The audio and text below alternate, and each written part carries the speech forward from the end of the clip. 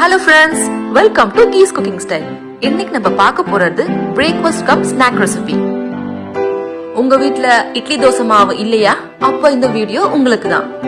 வீட்ல இருக்க கோதுமை மாவையும் உருளைக்கிழங்கையும் பயன்படுத்தி 10 minutesல ஈஸியான குயிக் அண்ட் சிம்பிள் ஸ்நாக்க ரெடி பண்ணிடலாம். வாங்க வீடியோக்குள்ள போகலாம்.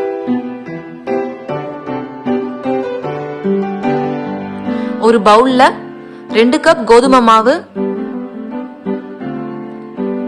1 கப் வேக வச்சு மசிச்சு எடுத்திருக்க உருளைக்கிழங்கு, 50 கிராம் பட்டர், 5 பல் பூண்டு ஃபைனா சாப் பண்ணது, 1 table spoon chilli flakes,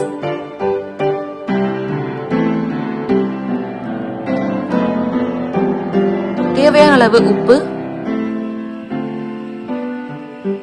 1 teaspoon chilli powder.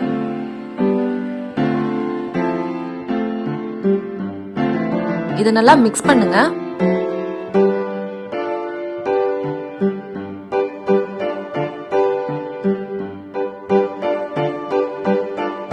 கொஞ்சம் கொஞ்சமா தண்ணி ஆட் பண்ணி சப்பாத்தி மாவு பதத்துக்கு மாவை பிசைஞ்சு வச்சுக்கோங்க. இதுல பட்டர் ஆட் பண்ணிருக்கிறதால டவ் ஆல்ரெடி சாஃப்டா தான் இருக்கும். சோ நீங்க ஊற வைக்கணும்ன்ற அவசியம் இல்ல. லாஸ்டா 1 டீஸ்பூன் ஆயில் ஆட் பண்ணிக்கோங்க.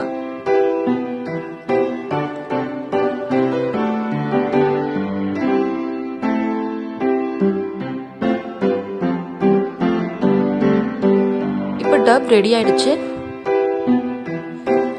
லெமன் சைஸ் மாவு எடுத்துக்கோங்க. இதுல நான் காமிச்சிருக்க மாதிரி டிசைனும் நீங்க செஞ்சுக்கலாம். இல்ல உங்களுக்கு கிரியேட்டிவா என்ன தோணுதோ அதையும் நீங்க செஞ்சுக்கலாம்.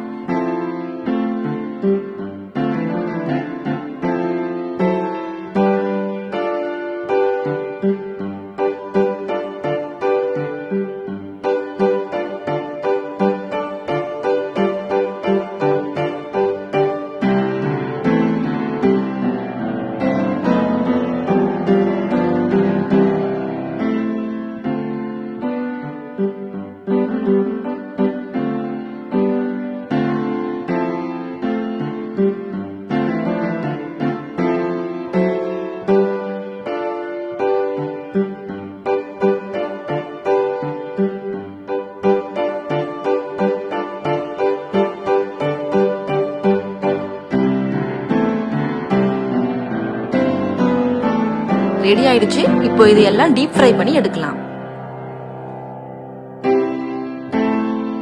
சூடான எண்ணெயில 2 சைடுமே பொன்னிறமா வர வரைக்கும் நீங்க ஃப்ரை பண்ணணும். ஈச் சைட் 2 minutes ஃப்ரை பண்ணுங்க.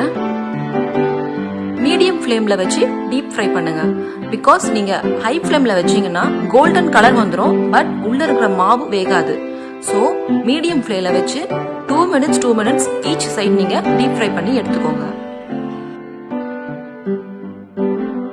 டீப் ஃப்ரை வேண்டாம்னு நினைக்கிறவங்க சப்பாத்தி மாதிரியும் செய்யலாம்.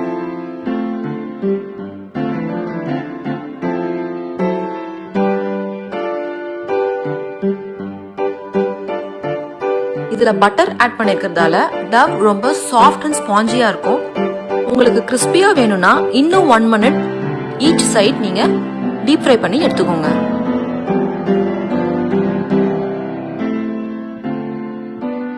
இது நான் பிரேக்ஃபாஸ்ட்காக செஞ்சேன். இதுக்கு சைட் டிஷ்ஷா தேங்காய் சட்னி செஞ்சேன். ரொம்ப டேஸ்டியா இருந்துச்சு. இப்போ நீங்க ஸ்நாக் மாதிரி கிறிஸ்பியா சாப்பிடுறீங்க அப்படின்னா கெச்சப் இல்ல மயோனீஸ் எது வேணாலும் யூஸ் பண்ணிக்கலாம்.